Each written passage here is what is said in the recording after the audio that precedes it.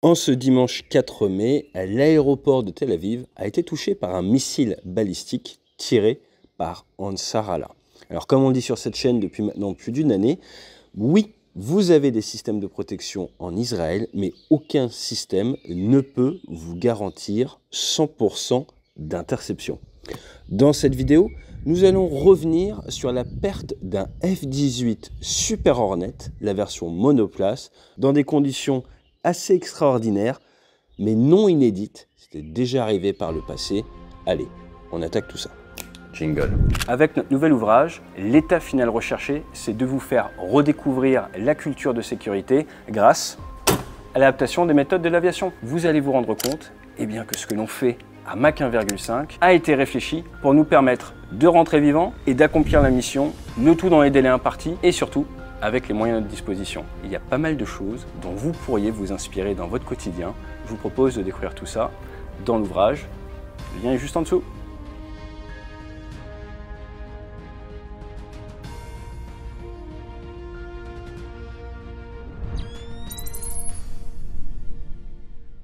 Je ne vais pas revenir sur le CVN-75, sur le Truman qui est cher à mon cœur, mais je vais revenir sur un point important. Ce point important, c'est ce qu'on appelle les saisines.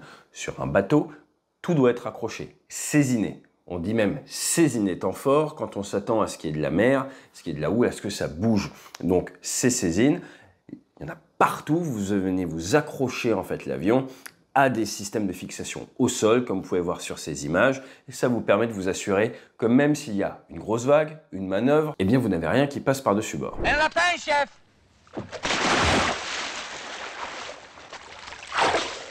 Notre souci a eu lieu le 28 avril. Ce que l'on sait, c'est qu'il y a eu un blessé léger. On pense qu'il s'agit de ce que les Américains appellent le brake rider, le patron d'appareil à l'intérieur de l'avion, à la place pilote, qui est censé appuyer sur les freins pour éviter tout problème. Pour rappel, avec le groupe aéronaval du Truman, vous avez 9 escadrons, on parle de flottille en France, qui sont embarqués, vous avez 3 destroyers qui accompagnent, et vous avez le Gettysburg, qui a une victoire aérienne à son actif, un F-18, c'était fin décembre 2024. Pour mémoire, lors d'une attaque saturante de la part de drones Houthis, le Gettysburg avait ouvert le feu sur un F-18 qui était en retour, un F-18F, un biplace. Le pilote et le navigateur s'étaient éjectés juste avant l'impact du missile SM-2 sur leur avion, avaient pu survivre, et le Gettysburg ne s'était pas arrêté là, il avait ouvert le feu sur l'avion qui était juste derrière également, avion qui avait réussi à éviter le SM-2. On ne sait pas si le Gettysburg a arrêté de le cibler ou si sa réaction de nuit a été efficace face au missile. Careful, you idiot! I said across her nose, not up it! Sorry, sir. Doing my best. Mais c'était pas la fin des ennuis pour cette sortie en mer, puisque le 12 février, au large de Suez, vous avez le Truman qui a percuté un navire civil, le Besiktas, et là, la coupe était pleine. Le commandant du porte-avions a été remercié, et derrière, ils sont allés chercher le commandant de l'Eisenhower, qui avait déjà fait plusieurs mois sur zone, ça s'était très bien passé avec l'Eisenhower. Pour la petite histoire, le Commander Hill, il a 2700 heures sur Hawkeye, et je pense qu'il a, comme on dit, un gros badin, un gros futur possible dans l'US Navy. Dans quelques années, je ne serais pas étonné de le retrouver chef d'état-major de la marine. Alors, par rapport au Truman, il faut quand même remettre les choses dans leur contexte. On sait que le porte-avions français vient de rentrer de plusieurs mois de mer, les Américains, c'est pas le même braquet. Vous avez 100 000 tonnes de diplomatie en mer, 5 000 à 6 000 hommes à bord, mais surtout, devinez quand ils sont partis en mer. Ils sont partis en mer à la rentrée dernière, en septembre 2024. Depuis la rentrée des enfants, là, ils sont en mer. Eux, ils font leur année scolaire en mer. C'est un concept américain. Quand ça déploie, ça ne fait pas semblant. Et ils ont connu de multiples opérations. Les Houthis, plusieurs fois, la Somalie, et c'est en mars il y a eu cette décision de les laisser plus longtemps sur place, le temps qu'un autre porte-avions vienne les relever. Ce qu'il faut noter, c'est qu'on est dans des zones du monde où il pleut peu. Et à partir de là, ça veut dire que d'un point de vue revêtement, d'un point de vue fatigue du navire, quand vous êtes longtemps en mer, forcément cela peut avoir un impact, notamment sur des résistances, des systèmes antidérapants que vous pouvez retrouver par exemple sur le pont d'envol ou sur la quantité de produits qui peuvent vous faire glisser, que ce soit sur le pont avec de la graisse ou même à l'intérieur du hangar. Et ça, c'est un problème que l'on avait sur le pont d'envol, que ce soit sur porte-avions américain, n'importe quel type de porte-avions en fait. Donc, du côté des brins, vous avez beaucoup de graisse et vous pouvez vous retrouver à freiner avec votre avion ne freine Pas du tout. Donc ne pensez pas qu'un avion qui freine sur un porte-avions va forcément s'arrêter. Il peut très bien glisser à cause de la nature du revêtement de sol. Et moins il pleut, plus le bâtiment est longtemps à la mer, plus vous avez des chances que ça glisse. J'ai glissé, chef. Alors maintenant, revenons un tout petit peu sur les procédures de remorquage. Deux procédures différentes. Vous avez la procédure de remorquage dans le hangar, où là, il n'y a pas de barre de tractage. C'est une sorte de petit tracteur en forme de U qui vient directement se saisir de la roulette avant. Sur certains navires, vous avez même des systèmes électriques avec un opérateur qui va contrôler tout ça avec un petit joystick. Sur le pont d'envol, c'est différent. Vous avez barre de tractage et tracteur. Ce qu'il faut voir, c'est que souvent sur le pont d'envol, les avions ont tendance à être un peu plus lourds, notamment avec l'armement. Toujours est-il, si vous demandez quelles sont les procédures pour manœuvrer un bateau sur porte-avions, les Américains vous mettent tout en source ouverte, puisque vous pouvez retrouver leur NATOPS, qui va vous expliquer exactement la procédure.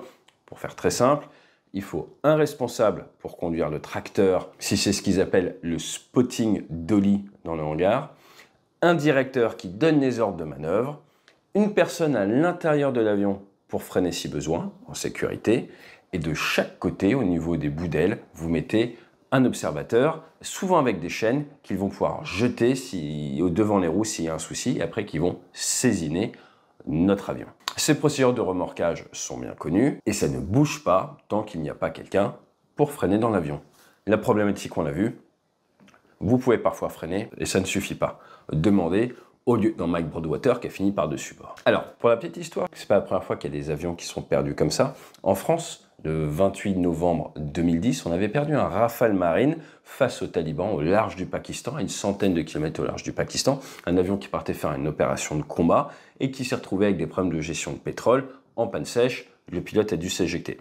Pourquoi je vous dis ça? Eh bien parce que la grande question est, ce type de perte, peut-on les imputer à la mission de combat / à l'adversaire? On pourrait voir ça comme des victoires aériennes presque indirectes de la part de l'adversaire. En Afghanistan, le gros des victoires aériennes indirectes, eh bien c'était plutôt lors d'attaques de base. Il y a eu des attaques sur des bases en Afghanistan directement, des infiltrations de talibans qui avaient permis de détruire de nombreux arrières et également des militaires. Toujours est-il, les menaces. Qu'est-ce qui peut amener un porte-avions à manœuvrer de manière sèche? Normalement, avant de manœuvrer comme ça, vous allez faire une diffusion, ce qu'ils appelle le 1MC. Vous allez avoir une grande diffusion qui dit attention, préparez-vous, ça va bouger, comme ça tout le monde s'accroche.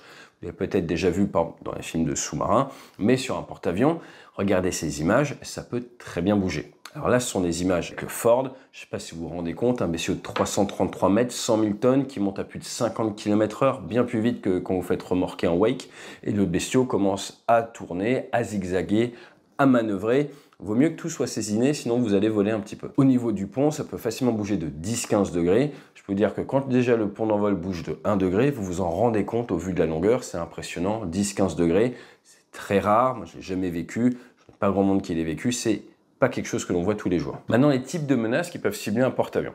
Vous avez la menace torpille, qui va vous obliger à faire une grosse altération de cap. Vous avez des drones sous-marins, qui sont un petit peu une nouvelle menace qui arrive, des drones de surface également, qui peuvent vous forcer à faire cela.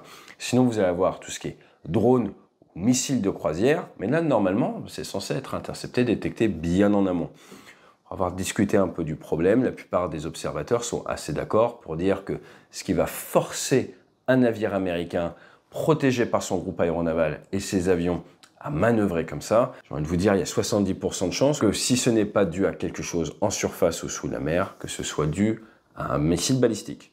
Pourquoi un missile balistique? Tout simplement à cause du temps dont vont disposer pour la détection, l'interception. Et à cause d'une raison très simple, qui est que vous n'allez pas attendre d'avoir confirmation de la destruction du missile et donc de l'interception avant de commencer votre manœuvre, sinon la vitesse où ça vous arrive dessus, eh bien vous avez pu avoir le temps de réagir. Dans tous les cas, ce qui est sûr, c'est que la marine américaine, en tout cas les marins, le prennent avec humour sur le bateau. Regardez cette petite collecte de fonds, qui est une private joke de la part des marins qui a été faite. Ce qui est bien, c'est qu'il n'y a pas mort d'homme, il y a néanmoins blessé. Si vous voulez mettre tout sens, je pense que c'est la personne qui était au niveau des freins dans le cockpit qui a sauté avant de passer par-dessus bord. Et ce que ça permet à tout le monde de comprendre, c'est que sur un porte-avions, on ne dit pas que c'est un des environnements de travail les plus dangereux au monde par hasard. Il faut avoir conscience que vous pouvez vous retrouver à freiner et quand même passer par-dessus bord.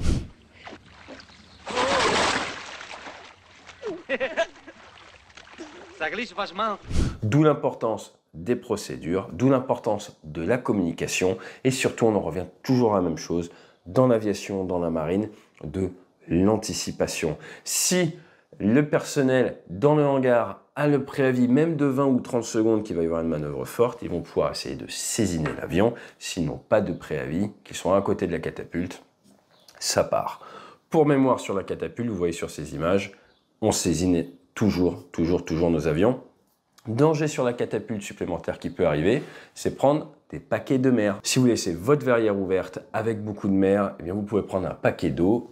Je ne vous dis pas que c'est arrivé, mais je ne l'ai pas inventé.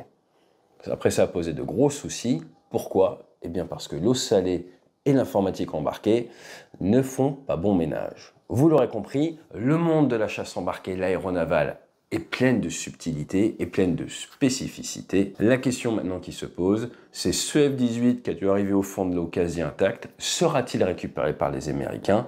À quelle profondeur repose-t-il? La mer Rouge peut descendre à plus de 3000 mètres de profondeur. Je n'ai pas la position exacte de l'avion, mais il est probablement aux alentours des 1000 à 2000 mètres de profondeur, ce qui rend les opérations de récupération possibles, mais pas ça. Allez, je vous dis à très bientôt sur la chaîne.